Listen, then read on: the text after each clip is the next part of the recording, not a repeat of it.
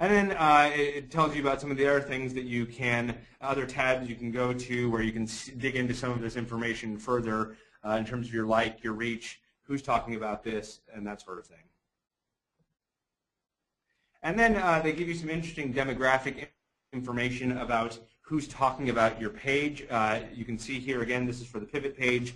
It's 58% of people talking about our page are women and 41% are men. It tends to be people people under 34 talking about us. I joked when I presented this at Dave's webinar that I'm not sure who that is in the 13 to 17 segment who is talking about us. I assume that might be some of the kids of Pivoters here.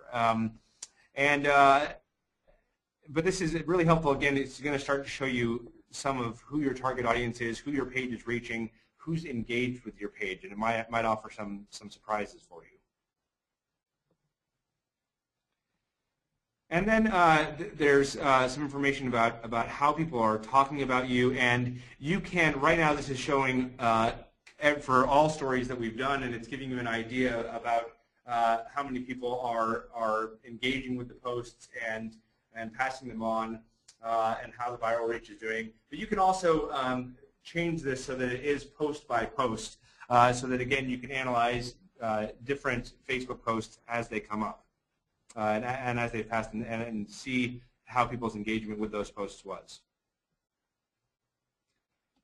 And then finally, they're touting their new help center options for these insights, but they also have an ability to export data, so you can start keeping records if you want to of sort of a week to week or month to month or even day to day look at how your data is doing, how your Facebook reach is doing, and see how that grows or decreases over time. I will say also that Pivot has just added in a service where we will do some analyzation of your Facebook insights and give you some interpretations on how different posts are performing and things like that. So if that's something you're interested in, by all means, you can let us know. So that's the insight. That's what I wanted to say there. Now I'm going to switch over to privacy. And the reason I'm revisiting privacy is that Facebook, again, has made some changes, and they made these changes several months ago to their privacy settings. As I was looking through them not too long ago, I was realizing that they've added a few things that are some neat tools, and so I think it's worth going over those again as well. First of all, they've added a very simple, when you first go to their privacy settings page, they've added a sort of simple way to determine what your default privacy is going to be for every post that you do, and every image that you share, video that you share. And so you can see that for me, I've set my default as that only my friends can see my posts. You can set it as public, or you can set it custom so that you can determine that you can actually do it down to the friend level. So you could say that you could set it up custom so that every single one of your friends except your Aunt Bertha can see your posts, or you can set it up so that by default a particular group of people sees your posts and not other people. So you do have that ability. But again, I think the effort here is to make it a little easier for people to see how they can control their privacy settings in one sort of one fell swoop here, where you can very easily just select friends and then move on. And then they have lots of different categories. This is all within the privacy settings. These 5 categories that you're seeing here all appear below what I showed you before with the 3 options for public, friends, and custom. And I'm going to talk about each one of these 5 categories in turn. So first there's the How You Connect option. This opens up a little window, and it gives you options for who's able to look up your profile. And you can see these are now my personal settings. So I let anybody go ahead and find me on Facebook. I let anybody send me a friend request on Facebook. I let anybody send me Facebook messages. I figure that that's probably okay. But then when it comes to posting on my wall or see wall posts that other people have written, I really want that to be limited to friends. That's where I start to get more private. But of course, with any of these, you can adjust them as you see fit. And then how tags work. I really like the first two options that they have added. These are new options. The first one is a profile review of posts that friends tag you in before they go on your profile. So what that means is that if my friend Josh posts on his Facebook page, I was with Ian Desher last night, and he tags my name, Ian Desher, and we were at the Barry Manilow concert. And I don't really want my friends in the world to know that I'm a Barry Manilow fan. Then what will happen here is that Facebook will send me a notification saying, hey, Josh Hicks has tried to tag you, and we want to make sure that's okay with you before it goes on your page. Now, it's still going to appear on Josh's page, so his and my mutual friends are going to go and they're still going to be able to see that he said that I was at a Barry Manilow concert with him, but at least it won't appear on my page. And then tag review of tags that friends want to add to your posts. So again, that's a similar thing, except it's when I write a post and I say, I was at home last night not doing anything, and my friend Josh comments on it and says, no, you weren't. You were at the Barry Manilow concert, and he tags Barry Manilow there. Then that would be reviewed, and I could delete that and not allow that tagging to happen on my own page as well. And then there's the, again, maximum profile visibility of posts you're tagged in once they're on your profile. So this is sort of a convoluted way of describing it, but they don't really have a better way of putting it. But basically, once somebody writes a post and tags you in that post, how many people do you want to be able to see that post? So my friend Josh says, Ian Desher and I were at the Barry Manilow concert last night, and that I say, okay, that can appear on my page, and that appears on my page, but do I want friends to be able to see that, or do I want everyone in the world to be able to see that? I only want friends to be able to see that. And then, again, there are tag suggestions, which is something they've had, and then whether or not friends can check you into places using the Facebook Places app, and I've turned that off as well. And if you have any questions ever about why I've turned something on or off, again, by all means, that's something I'd be happy to talk you through. Here's the apps and websites setting, where they're actually taking you now to a separate page to adjust your apps and websites. But this is where you can hide certain apps if you want to. You can block them.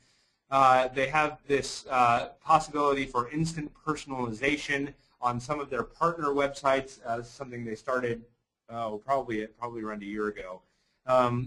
That Facebook has certain partner websites, and if you turn this instant personalization on, then it will allow those websites, before you even press a button, once you visit those websites, they can have access to your Facebook information. So again, some people are comfortable with that, some people aren't. Just know what it does and what it means for you and for your customers. And also then the public search, do you want there to be sort of a Google preview of your Facebook page or not? Limit the audience for past posts. This is another new feature, and this is sort of a fascinating one. If you started with Facebook 3 years ago, and only 1 year ago did you realize that for those first 2 years you had all of your posts set to be available to everyone in the public, and you really didn't want that. Now they've added this option where you can limit the old posts to just your friends, so that any posts that were in the past that were set to be public will now be set to be friends only. And you can do this, I think you can do this repeatedly, so that again, yesterday I got really angry at Dave Neustraten, and so I posted something mean about him on my Facebook page. Of course, I didn't really do this. But if I had, and I had set it to be public because I said I want the world to know about this, I could go back and limit that old post. Of course, you can also go back and delete posts as well. Or you can count to 10 and not write posts that you don't want to have seen in the first place. But anyway, this is a new function for limiting old posts. blocked people on apps. This is something they've had before where you are able to block certain applications, block particular users.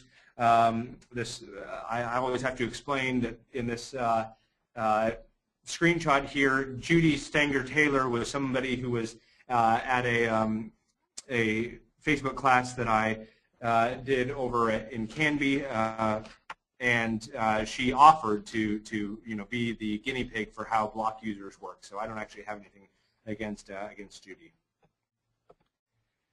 And now this is something it's sort of an ongoing issue I have with Facebook's privacy settings, is that they still are separating some of the settings that I think of as privacy settings, or at least things that have to do with security.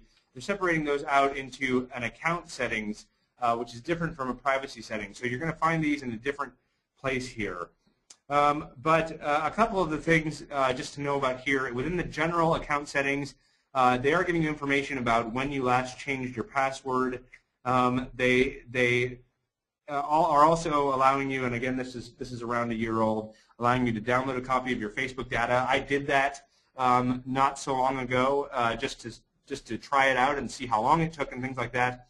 It probably took them, once I clicked and said I wanted to download, it probably took Facebook around 2 or 3 hours to deliver the link to me. And the link that I received, the information that I received, was a full 0.75 of a gigabyte. So 750 megabytes, essentially, was about the size of my Facebook archive. So definitely a healthy size. And so just know that could be a lot of information there. And then also within this security tab, when you click on security under account settings, some good information here that again I think has to do with privacy somewhat.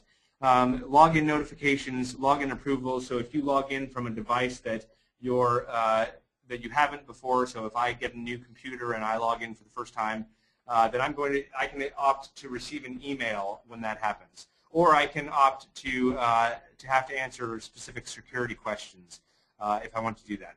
It also helpfully, and this is a fairly new thing, shows you your active sessions. So if you ever log in and look at the security sessions and it says that you have multiple active sessions, and you don't know that you do, as far as you know you only have the one instance of Facebook open, then you might sort of take a look at that. But this, in this case was showing me I had one active session in Portland, Oregon, and that's what it was giving me there.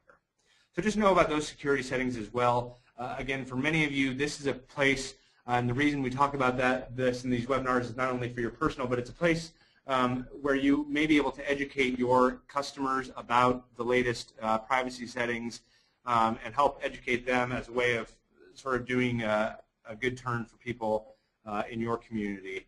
And even just posting on your Facebook page every now and then a reminder about how to find the Facebook privacy settings, maybe a note about some of these new privacy features that Facebook has. That's always going to be appreciated by your likers, basically no matter what industry you're in. People are going to appreciate that you're thinking about them, because we all know that privacy and security on Facebook are hot button issues right now. So that's all the time we have for today. Thanks for tuning in. I don't see any questions popping up, but if you have a question that you think of after the webinar, you can always email me. My email is there on the screen. The next Straight Talk on Social Media webinar, because of Pivot's holiday schedule, will actually be in 3 weeks from today on Friday, January 6th. And I'm going to be looking at sort of what to expect in 2012 as we move forward into the new year, what you might expect to see in terms of social media.